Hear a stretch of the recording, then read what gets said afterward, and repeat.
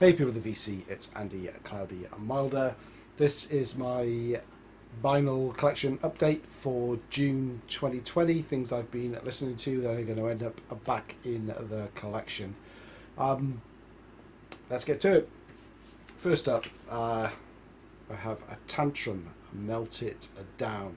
So Tantrum are a Scottish band, they're local to me. This is their debut album, came out in... I can't remember if it was 2018 or 2019. This is a 2019 release on vinyl for the first time. I did sign up for these guys when they did a Kickstarter and bought CD and a T-shirt package. The CD was actually, it was a CD. I was going to say it was just a CDR, but it was obviously done on a shoestring budget. And I wanted to support them. I've seen them 3 or 4 times at least.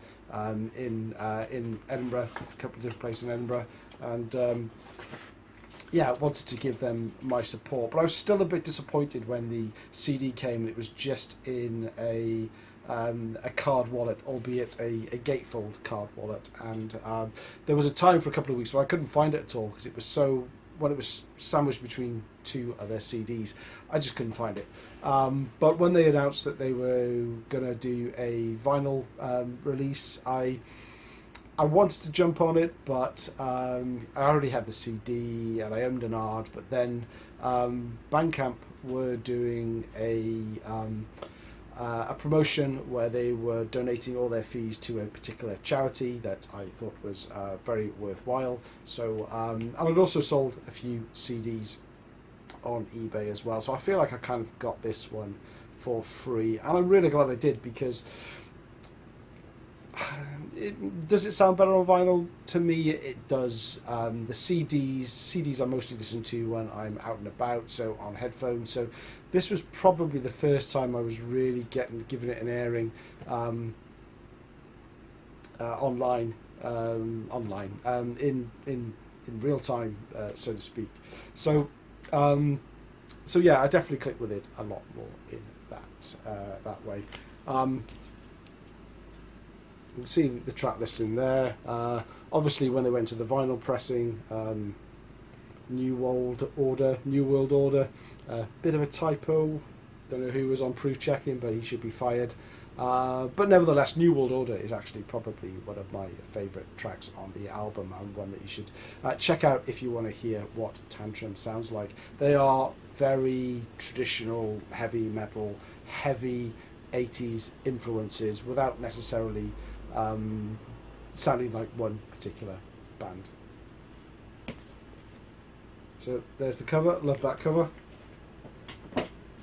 So this is on Diabolic Might Records, the vinyl release.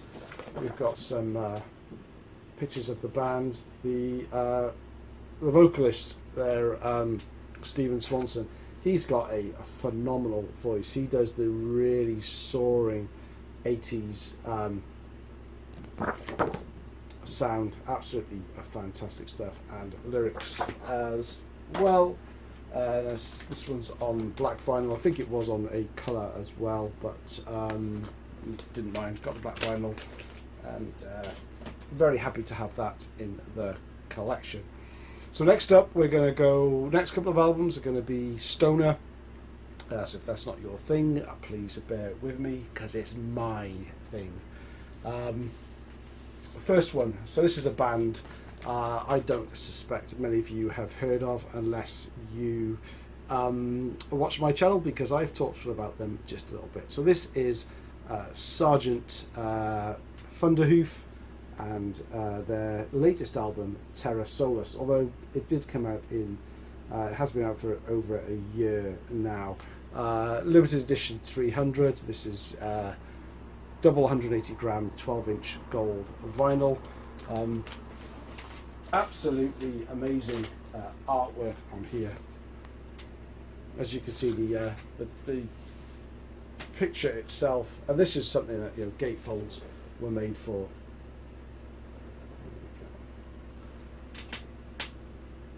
The picture itself, where depicts the scene where Eve stole the apple from the tree, but Adam got his own back by taking Eve's cherry and created the human race, and look at the mess we're in as a result of that one mistake that she made, poor girl.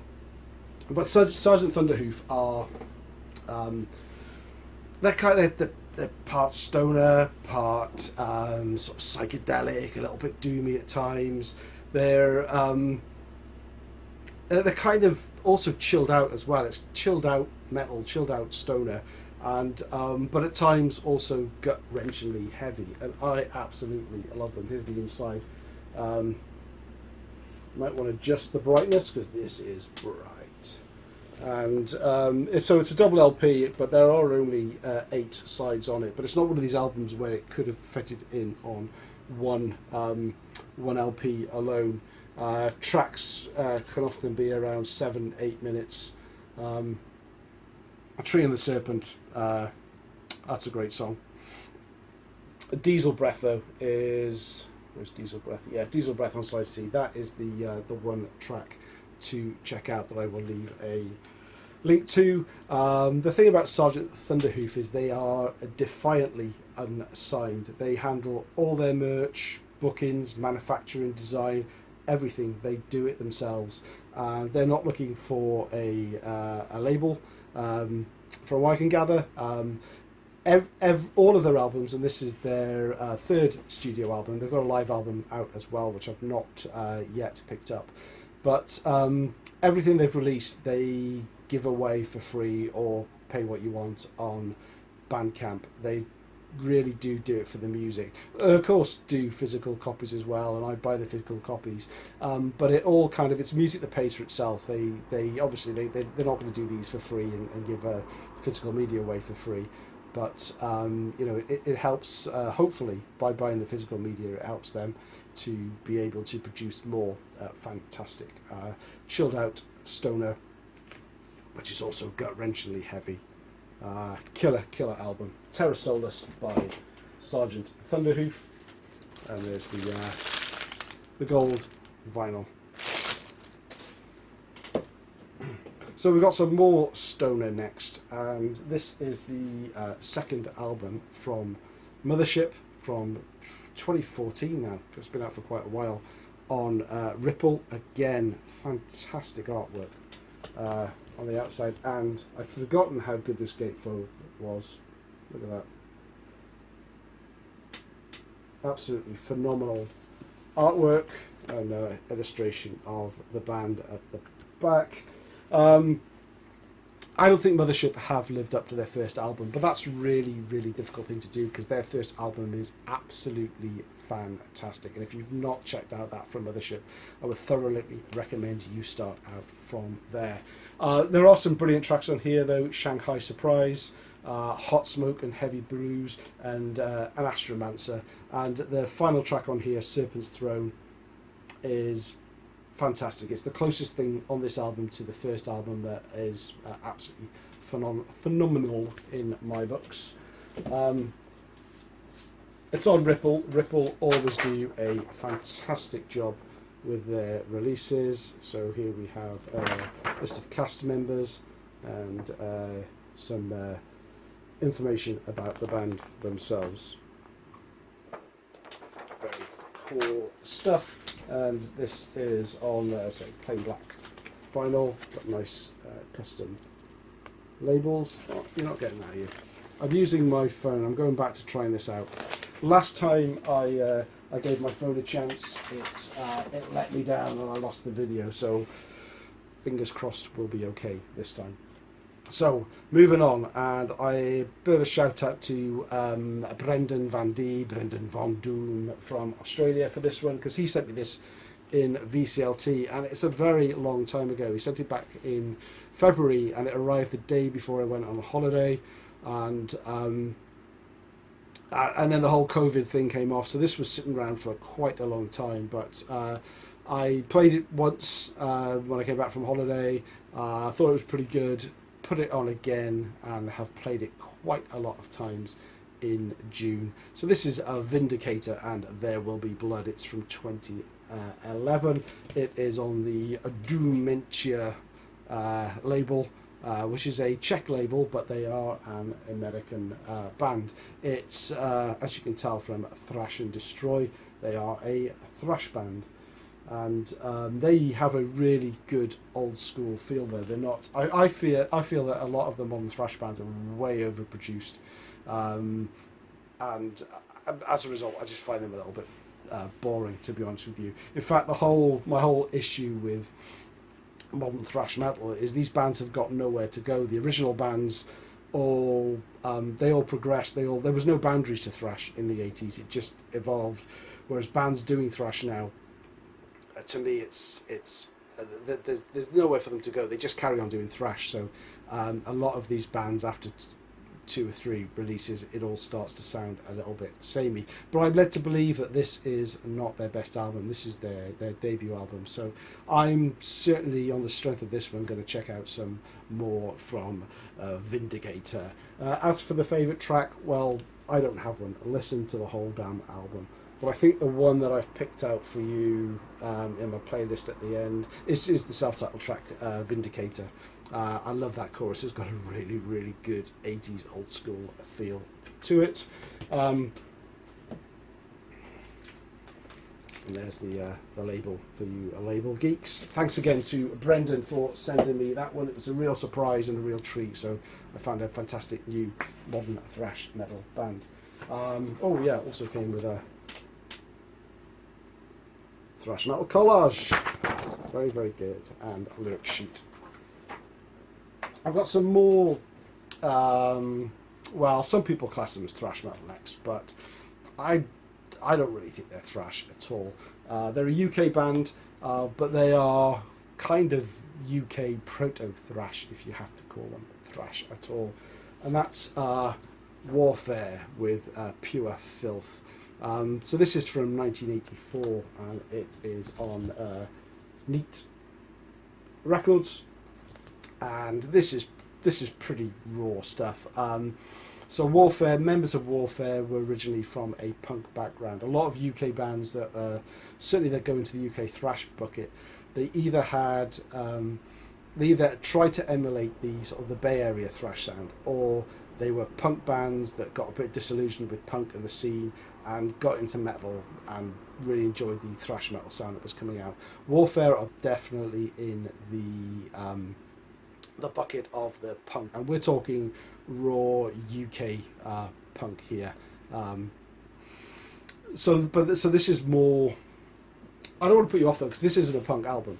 The vocals are delivered in a very punky fashion, but the music itself is, the riffs and the solos and things are very, very metal. You wouldn't get solos and stuff like this on a punk album by any means.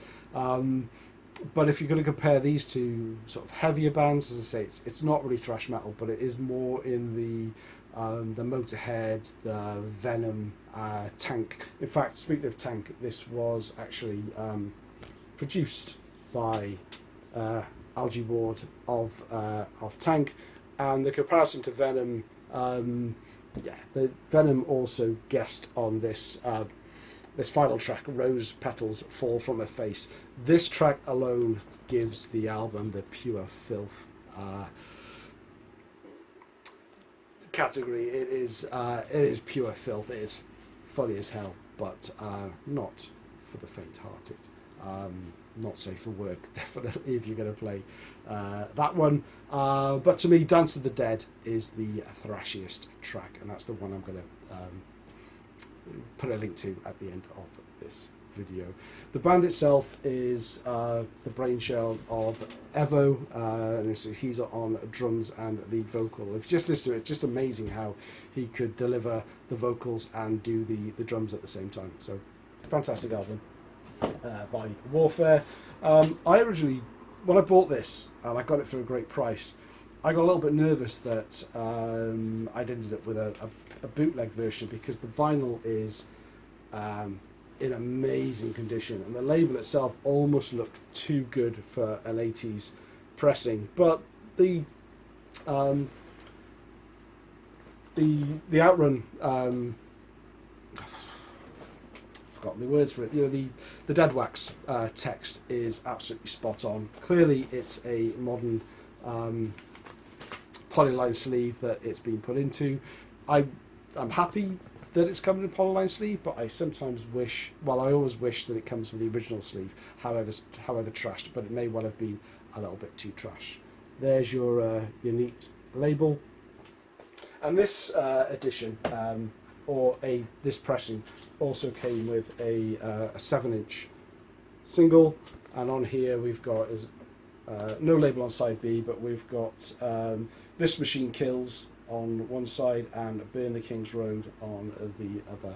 So it was nice to actually find one intact. I just kind of wish that it had come with the original inners, even if they had replaced them.